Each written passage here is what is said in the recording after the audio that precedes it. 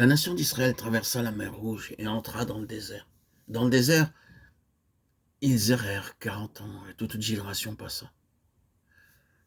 Ce fut seulement par la nouvelle génération que s'accomplit la conquête de Canaan. Avant que cela s'accomplisse, Dieu devait les faire passer par une autre eau. Ils arrivèrent au Jourdain et se tinrent sur les rives du fleuve. Ici, les Israélites répondirent au commandement de Dieu. Les enfants d'Israël furent ce que Josué leur avait ordonné. Ils enlevèrent 12 pierres du milieu du Jourdain, comme l'Éternel l'avait dit à Josué, selon le nombre des tribus des enfants d'Israël. Ils les emportèrent avec eux et les déposèrent dans le lieu où ils devaient passer la nuit. Lorsque le peuple eut passé, Josué prit 12 hommes qu'il avait choisis. Il leur commanda de retourner où les prêtres se tenaient avec l'arche. Ils prirent 12 pierres de la rivière et les placèrent à Gilgal comme mémorial. Josué prit 12 autres pierres du milieu du Jourdain, là où les prêtres s'étaient tenus. La traversée du Jourdain est une merveilleuse illustration d'un autre aspect de la croix de Christ, dans la vie du croyant, avant d'entrer dans la plénitude de Christ. La signification de base est la mort à soi-même. En d'autres termes, notre vie propre doit toucher à sa fin.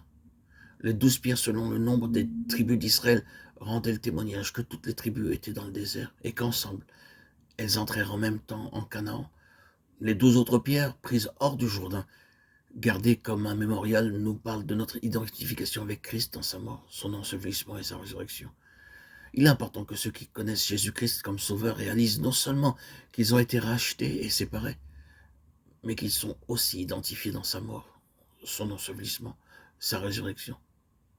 Lorsque je regarde à la croix, la première chose que je réalise est que Jésus-Christ mourut comme mon substitut sur la croix.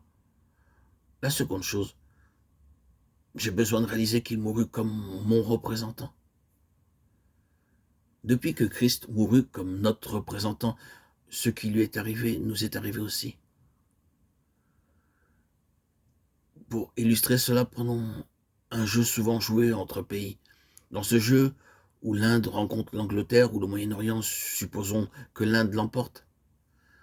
Nous entendons une partie de la foule crier « Nous avons vaincu! Nous avons vaincu !» Qu'avons-nous fait pour cela? La partie fut jouée, l'opposition a été vaincue. Nous entrons dans la victoire. À cause de cet événement, chaque Indien se sent fier d'être un Indien. De la même manière, lorsque Christ mourut sur la croix, la bataille fut gagnée, l'opposition vaincue. Alors, nous entrons dans la victoire de Christ conquérant. C'est pourquoi il est dit dans 2 Corinthiens 5, 14, 15, « Car l'amour de Christ nous presse, parce que nous estimons que si un seul est mort pour tous, tous donc sont morts, et qu'il est mort pour tous, afin que ceux qui vivent ne vivent plus pour eux-mêmes, mais pour celui qui est mort et ressuscité pour eux. »